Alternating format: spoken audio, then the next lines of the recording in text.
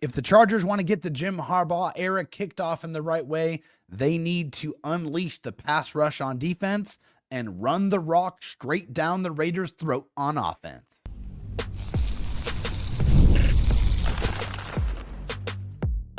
You are Locked On Chargers, your daily podcast on the Los Angeles Chargers. Part of the Locked On Podcast Network, your team every day.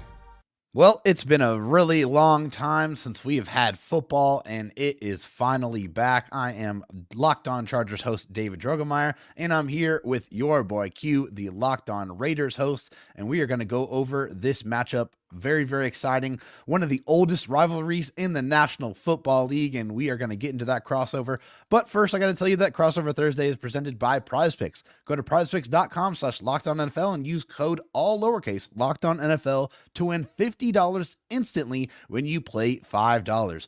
Well, Q, you guys are the away team, so we're going to go ahead and kick things off with you guys starting on offense. What would you say is the biggest story for the Raiders going into this game on offense? Well, I think it's just what the quarterback play is going to look like, right? I mean, I think there's no mistake in it. The Raiders did it all training camp, all preseason. They had a quarterback battle between Gardner Minshew and Aiden O'Connell. And to be 100% honest, neither one of the guys wowed, right? There's never one time when I was in Costa Mesa at training camp did I say, wow, that quarterback is fantastic or that quarterback's fantastic. It was just, it was okay. And it was never consistent. And I think we all know who Gardner Minshew is. Obviously, he's been in the league for a while. He's been on multiple teams. And Aiden O'Connell's going into year 2. So Antonio Pierce, after the second preseason game, made the decision to go with Gardner Minshew. He's a veteran. He also has some mobility, so he's able to get out of harm's way if need be. And AP has said that the first 4 games of the season are so important. The first quarter, get off to a hot start where the Raiders have normally gotten off to slow starts and trying to battle back at the end of the season, try to claw their way into playoff contention. So really, I think the veterans in place to go ahead and try to set the tone. And, the good thing about this road trip to LA is it's only a road trip to LA where the Raiders have a heavy fan base there, but they haven't had a lot of successes so far. So it's going to be interesting to see how it plays out on Sunday between, the Raiders and the Chargers. But I think the biggest storyline is what is this offense going to look like? How much consistent quarterback play can you get from Gardner Minshew? If you can get some good quarterback play, I think they have an opportunity to do some good things. Yeah, you kind of alluded to it. The Raiders are 1-6 at SoFi, and it is obviously not the best record in the world. But I want to just ask you a little bit more about that quarterback situation. What was your take on it? Who do you think really played the best? Do you feel like they put the best quarterback out there to be the starter week 1?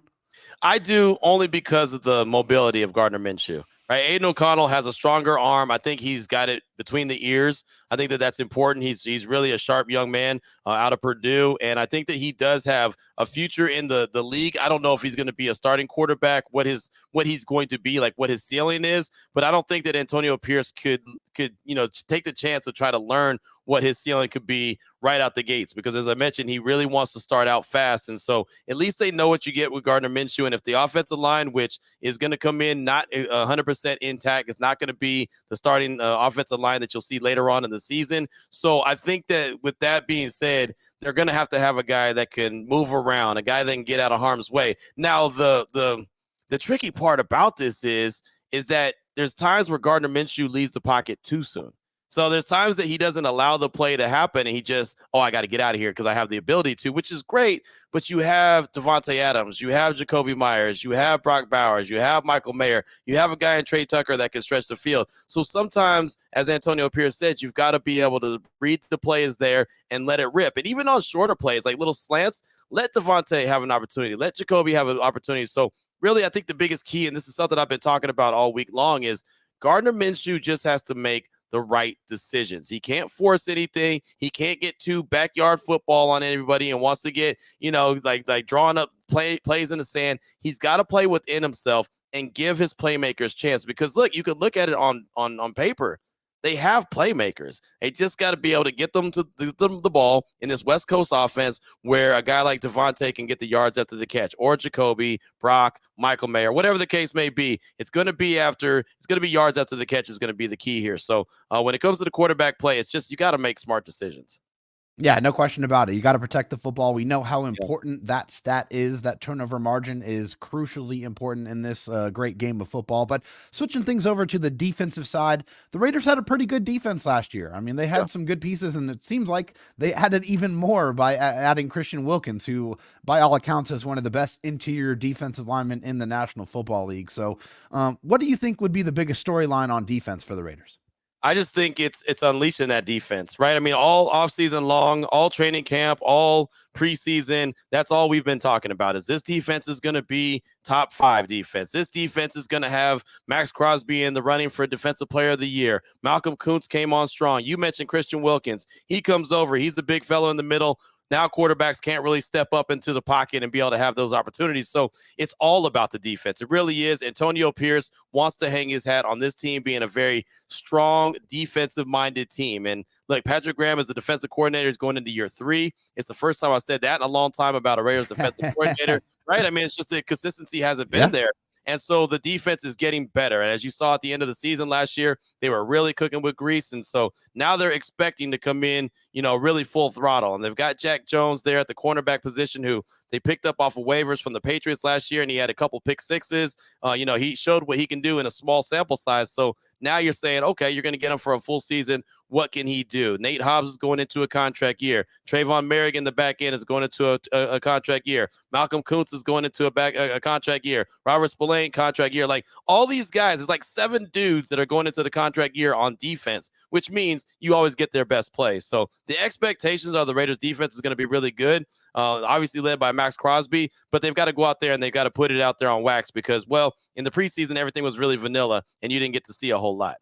Yeah, and it seemed like for the Raiders, they were playing their starters quite a lot. Like, more than I would say most teams around the league. Like they were getting a couple of quarters worth of play out there, like to really try to get comfortable and, get some real snaps going. But, outside, opposite of Maxx Crosby, because, obviously we know how dangerous and disruptive Maxx Crosby is. What's the other side of that edge rush look like, on the opposite side? It's funny, man. It's supposed to be Tyree Wilson, right? It's supposed to be the guy that was selected number 7 overall just a season ago out of Texas Tech, but it's not. It's Malcolm Kuntz, who was a former 3rd-round pick out of Buffalo. And it's funny, as the Chargers know by another guy out of Buffalo, it's a pretty good edge rusher, and Khalil Mack, who the Raiders had at one point, right? I mean, Malcolm Kuntz knows all about Khalil Mack because he went to Buffalo as well. He really emerged last year.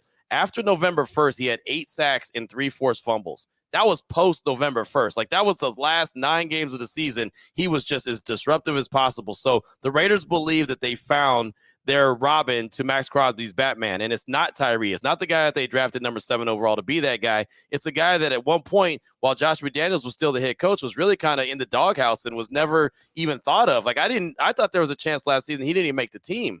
Right. I thought, oh, this guy's probably going to get cut because he's not doing anything. But luckily for him, he made the team. And luckily for the Raiders, he made the team. And then all of a sudden he flourished in the second half of the season. And so everyone's expecting him to be really good. And think about this, David, like Maxx is going to get a ton of attention. We know that. Of course. Christian Wilkins is going to get a ton of attention. We know that. That's going to free up Malcolm Kuntz to have a lot of one-on-one opportunities. Now, if he can beat the offensive lineman in front of him, he's going to have a chance to get to the quarterback, and he's a fast dude. He's got a lot of bend. He gets to the quarterback, and he's really good at getting strip sacks as well. So he's actually a guy that I'm kind of saying is going to be the breakout player or the player that, we're talking about the most at the end of the season because I just think he's going to get so many opportunities that Maxx Crosby or Christian Wilkins won't get.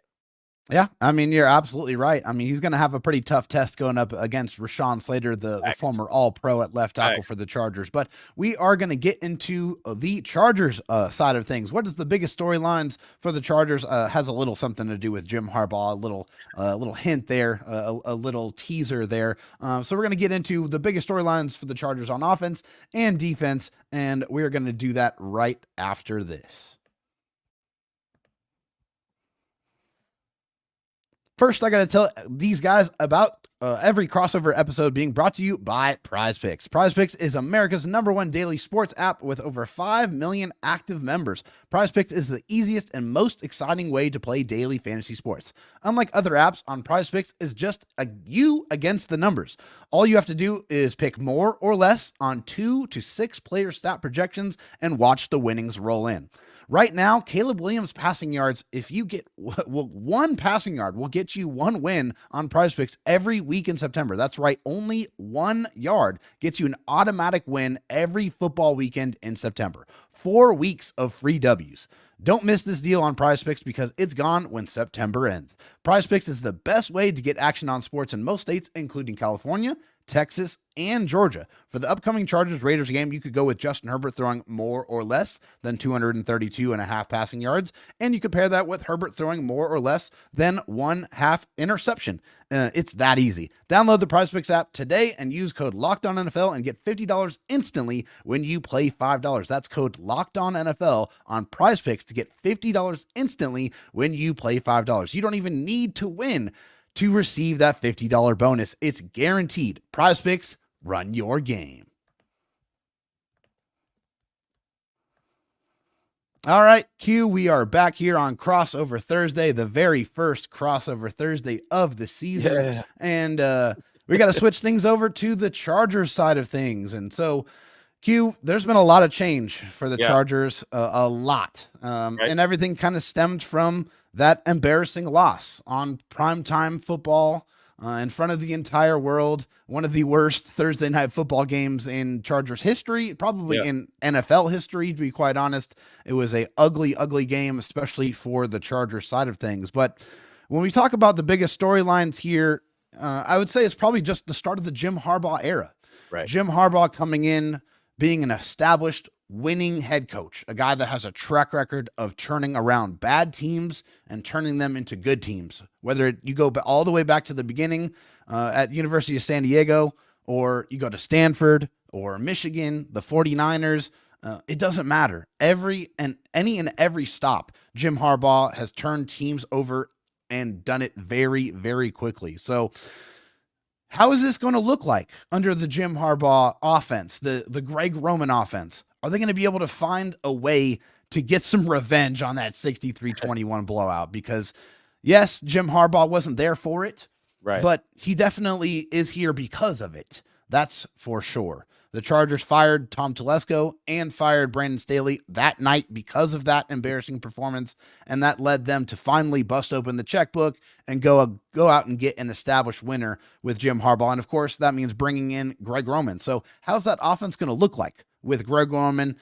really, hopefully, trying to bring a true running game to pair with Justin Herbert's elite arm talent? Right. That's my biggest question, when you look at it, because we know what Jim Harbaugh wants to do, right? We saw him at the University of Michigan. We've seen him at every stop that he's been at. Is a heavy dose of the run game, especially what Greg Roman did in Baltimore with the Ravens. So, how do you see this playing out? I know Justin Herbert's coming in just a little banged up with the plantar fascia, but it sounds like he's going to be 100%, be good to go. How do they, I guess, kind of compare and contrast or balance out that offense so you get the most out of Justin Herbert, but you also stick to the bread and butter of Jim Harbaugh? Yeah, honestly, Q, I think it's all about trying to bring more balance to the Chargers' offensive attack, because the last several years, it's been pretty easy to play defense against the Chargers because they couldn't run the ball. They had absolutely no semblance of a consistent running game. Yeah, they had Austin Eckler, but Austin Eckler was more of a, pass catching running back. He just didn't really do very, high quality work in between the tackles. Okay. And that's going to be completely different under Greg Roman and Jim Harbaugh. He's going to bring out the 7 offensive lineman sets. He's already turned a defensive lineman in Scott Matlock into a fullback who's going to be the fullback for the Chargers. So they're going to bring it. They want to establish that line of scrimmage. They want to dominate that line of scrimmage. They want to run the football down the opponent's throat, which is going to open things up for Justin Herbert, which, he really needs. Like, Justin Herbert can put it anywhere on the football field. He can thread the needle for sure. He's very accurate. He has an extremely strong arm, and he's had to use it because he hasn't had very much separation, because the defense can just sit back and put a roof over the coverage and deny him those deep passes. So when you establish that running game, then the defense has to think, who is going to be the one that's going to hurt me? Is it going to be the running game? Is it going to be the passing game? I have to now account for both. Right. There's no doubt. And I'll tell you this little nugget from preseason. And I know that we don't take too much from preseason. Everything's vanilla. The Raiders struggled to stop the run. Right. I mean, and that's something that we've been talking about a lot here on the Locked On Raiders podcast is, hey, man, look, the Chargers are going to want to run the rock. So, we know this. And, the Raiders gave up 142, 142, and 132 in 3, straight weeks in the preseason. Again, just the preseason. Everything's vanilla. Yeah. So sure. I don't want to take too much from it. But knowing that what you just said, that the Chargers want to run the ball, establish the run, that could be a way to open things up for Justin Herbert in that passing game. Yeah, because it's desperately needed. I mean, Justin Herbert needs some help, okay? They need to bring some balance to that offense, but that's not the only place where we saw a lot of change. We have a completely new defensive coordinator now, bringing in Jesse Minter from Michigan, who authored the #1 defense in all of college football last year and was a derivative of the Baltimore Ravens defense, which was the #1 defense in the NFL last year. So we know what the scheme can do. He's pretty good is what you're saying. he's all right. He's all right. But we're not going to buy in completely, okay? Right. Because we've seen a wonderkind come in, get a head coaching job, and then author one of the worst defenses in the NFL the last 3 or 4 years. Of course, I'm talking about Brandon Staley. So we are going to pump the brakes a little bit on that. But I think what we're excited about here with the Chargers and Chargers fans about the defense is that it's a little bit more simplistic for the players. They know what they're going to be doing. It's streamlined for them. It's easy for them, but difficult for the opponent because there's going to be a lot of simulated pressures. There's going to be a lot of disguise. And, Jesse Minter loves to use that slot blitz, at least from what we've seen in the preseason. So the thing is the defense has been flying around, Q. I mean, all offseason, even, picking off Trey Lance 5 times, the pass rush has been deadly. I mean, they have the potential to have the best pass rush in the entire NFL with Joey Bosa, Khalil Mack, Tuli Pelotu, and they added Bud Dupree to that room as well. So it just lengthens that room and allows them to keep their pass rushers more fresh. But it's going to be a good challenge. How is the Raiders offensive lineman looking? How do you think that matchup's going to go? Well, that's going to be the key, and that's exactly where I was going to go because I know that just like the Chargers want to run the rock, the Raiders are going to want to run the rock, right? And so the Chargers, one of their big Achilles heels have been stopping the run, right? When you look at that defense, you see all the guys that can get to the quarterback. And the past couple of years, you've seen the other teams have the ability to run the ball, and the Raiders are going to want to do that on Sunday against the Chargers. So the offensive line, I feel like it's in a good place, even though it's not the exact addition of the offensive line. JPJ, Jackson Powers-Johnson, the second-round pick out of Oregon, he's not expected to start on Sunday, so they'll have the old veteran Cody Whitehair, but everyone else is in place. Colton Miller, Cody Whitehair, Andre James, Dylan Parham, and then Thayer Munford. So I think that the offensive line has a chance to be good. It'll be at full strength when JPJ returns, but I don't think that's going to be on Sunday versus the Chargers. And they're going to want to run the ball. So, I mean, when you're looking at this Chargers defense, you know that they can pin their ears back and get to the quarterback. How are they right now, in your opinion, about stopping the run? Yeah, so I think they've definitely overhauled the defensive line. They brought in guys like Tier Tart. They brought in Poona Ford, who just didn't get a lot of opportunities with the Buffalo Bills last year. But these are guys that are proven guys that can stop the run. And I think with the Chargers defense and offense, really, they're depending on a lot of guys to bounce back. They think that Christian Fulton's really in a much better spot at the cornerback position. But I think for me, the reason why I'm bullish kind of on the Chargers run defense is their linebackers are very, very athletic. Outside of Denzel Perriman, Denzel Perriman. Yep. Denzel Perriman comes downhill like a heat-seeking missile through the gap. He can annihilate running backs in the hole. That's what he has done his entire career, but he is a liability in coverage. But that's why the Chargers have Deion Henley, who is an athletic freak, a linebacker that can really go sideline to sideline. He's a former safety. He has some really kind of, very comfortable coverage skills. It seems like, he knows how to do that. And, you can kind of trust him out there. So the linebackers are, I think, in a much better spot over where they were last year under Kenneth Murray and, an aging partner there that he was playing alongside with Eric Kendricks. So I like the fact that the defensive line is going to try some new bodies, but I'm bullish on the linebackers. And of course, as you know, it takes every single part of the defense to stop the run. Everybody's got to be working in concert. Yeah, it's going to be a very physical game. That's what I do Yeah. know. It's going to be a very physical game. Both teams are going to want to run the ball. Both teams are going to want to get their playmakers the ball as well. But a lot of physicality in the trenches. And I mean, again, you said it at the top, man. One of the oldest rivalries in football. It's going to be one of those, slobber knockers, right? A lot of physicality, a lot of pain, but it's going to be inflicted on Sunday. And I think you're here for it. I know I'm here for it as well.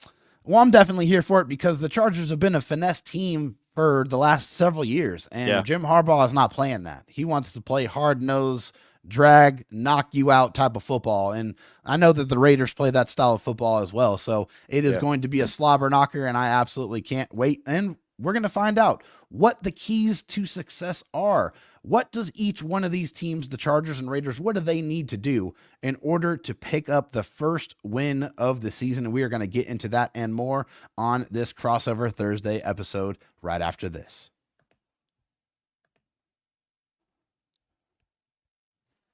But first, I need to tell you guys about LinkedIn Jobs. When you're hiring for your small business, you want to find quality professionals that are right for the role. That's why you have to check out LinkedIn Jobs. LinkedIn Jobs has the tools to help you find the right professionals for your team faster and for free. LinkedIn isn't just a job board. LinkedIn helps you hire professionals you can't find anywhere else, even those that aren't actively searching for a new job, but might be open to the perfect role. In a given month, over 70% of LinkedIn users don't visit other leading job sites. So if you're not looking on LinkedIn, you're looking in the wrong place. On LinkedIn, 86% of small businesses get a qualified candidate within 24 hours. Hire professionals like a professional on LinkedIn. LinkedIn is constantly finding ways to make the process easier. They even just launched features that help you write job descriptions, making the process even easier and quicker. 2.5 million small businesses use LinkedIn for hiring. Post your job for free at linkedin.com/LockedOnNFL. That's linkedin.com/LockedOnNFL to post your job for free. Terms and conditions apply. All right, we are back here on Crossover Thursday, and Hugh, we got to talk about what each team is going to have to do to win this football game and start this season off 1-0 on this Crossover Thursday, but is presented by PrizePicks. Go to prizepicks.com/LockedOnNFL and use code lowercase LockedOnNFL to win $50 instantly when you play $5. So obviously, again, you guys are the away team, so we're going to start with you guys. What are going to be the three things that you think that the Raiders have to do in order to win this football game on Sunday? You know, it's funny, man, because I think about this all the time. I mean, obviously, every week we think about, what is it going to take for the team to get the victory? But for this team, the theme all season, as far as I'm concerned, one, they've got to stay on schedule, right? And I don't think I've ever said that as as one of the keys to the game is staying on schedule. But for this team and this offense in particular, it's going to be so important. The false starts, the holding penalties, the negative plays, the taking sacks or whatever, delay of games. They had multiples of those in the preseason. That's not going to fly. This team, and I know Raider Nation doesn't like it when I say it, this team offensively is not going to be good enough to overcome that. They're just not. They have to be sound. They have to stay on schedule in this Luke Getsy offense. They have to be able to get the ball to their playmakers, but they have to have, 2nd and 5, 2nd and 6, not 3rd and 11 or 2nd and 20. And those are just going to be drive killers for this team. So they've got to make sure that they stay on schedule. And I know it's not going to happen all the time. There's going to be times where they have issues, but this team is going to struggle to overcome those issues. So staying on schedule is going to be the biggest key for this team if they want to win this game or any other game throughout the course of the season. The other big key for the Raiders and this offense to have an opportunity to thrive is for Gardner Minshew to make good decisions, right? I mean, he can't turn the ball over. He can't leave the pocket too soon. He's got to understand where the play is supposed to develop, how to get it to the playmakers, and they have plenty. I don't think Gardner Minshew in the course of his career, whether it's in Jacksonville, Philadelphia, Indianapolis, now with the Raiders, I don't think he's ever had as many playmakers as he has right now. So he has an opportunity to have a really good season, but he's got to be the best version of himself. And the thing I've been really stressing is, what are you going to be consistently? Like, I don't need you to be a 10 and then a 3 and then a 5 and then a 9 and then a 6 and then a 2. I need you to give me at least a 7, right? If you can be a 7 consistently, I think Antonio Pierce and the Raiders will take that. They'll say, you know what? That's cool, especially with they're going to have a heavy dose of the running game, Zamir White, Alexander Madison. all this is going to play a part, and that's part of the running game is part of the staying on schedule, because they're definitely going to want to put a lot of Zamir White into the mix, so they keep the pressure off of Gardner Minshew and what he's trying to do offensively. And then the third thing, the biggest key for the Raiders is on the other side of the ball. Defensively, they just got to stop the run. They've got to be able to stop the run. It's something they struggled with in the preseason, as I mentioned before. They've got to show that was just a vanilla defense and they weren't really working on it, and it's not scheme or personnel struggles, right? I mean, if they can't stop the run, not only are they going to struggle this week against against the Chargers, but Jim Harbaugh's brother, John Harbaugh in Baltimore, is coming up week 2. They're going to want to run the rock as well. So, I mean, there's so many teams that if you see this team can't stop the run, you're going to do that. You're not going to put your quarterback in harm's way. So, 2 things offensively: stay ahead of the schedule, stay ahead of the sticks.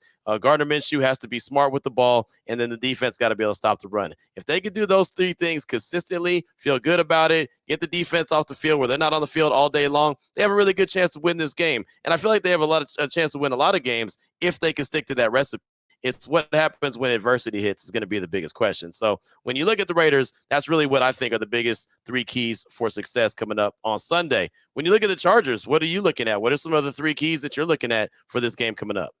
Yeah, so the 3 keys I got for this game for the Chargers, they absolutely have to do if they want to win this football game is, first and foremost, do not let Maxx Crosby derail this offense, because he has the ability to do so. Obviously, Joe Alt is the 5th overall pick for the Chargers, and he is going to be out of the frying pan and into the fire going up against one of the best edge rushers in the NFL. So welcome to the NFL, kid. Go try and block Maxx Crosby, okay? But obviously, don't leave him on an island every single snap. You guys have the Chargers have one of the better blocking tight ends in the league with Will Dissly. I do expect he'll probably be on that side, providing some assistance to Joe Alt from time to time.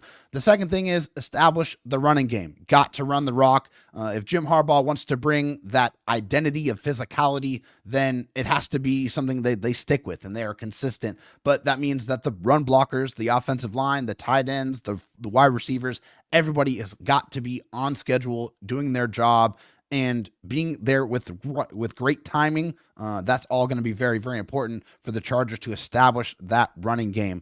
And then the defense has to be connected, Q. Too much in the past where the Chargers defense so disjointed and allowed so many explosive plays on the ground and through the air.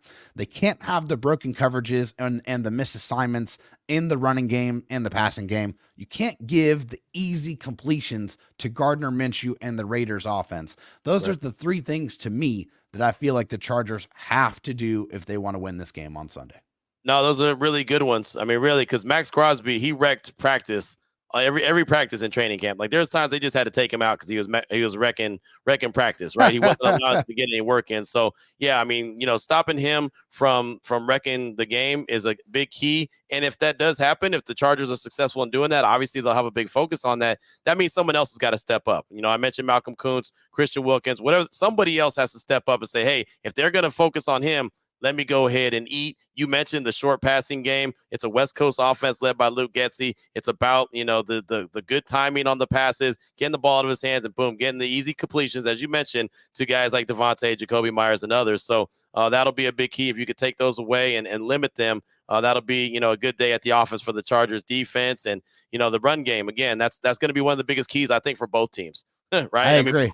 Both teams really want to run the ball, have a heavy emphasis on it. It's funny. I've been talking about the Raiders need to find a way to score 24 points. I can see this game being where neither one of these teams score 24 points, that both of these teams score under 20, because it's going to be a lot of ball control, a lot of running the rock, a lot of physicality in the trenches. And, I mean, that makes for, I feel like, a good Sunday afternoon football game.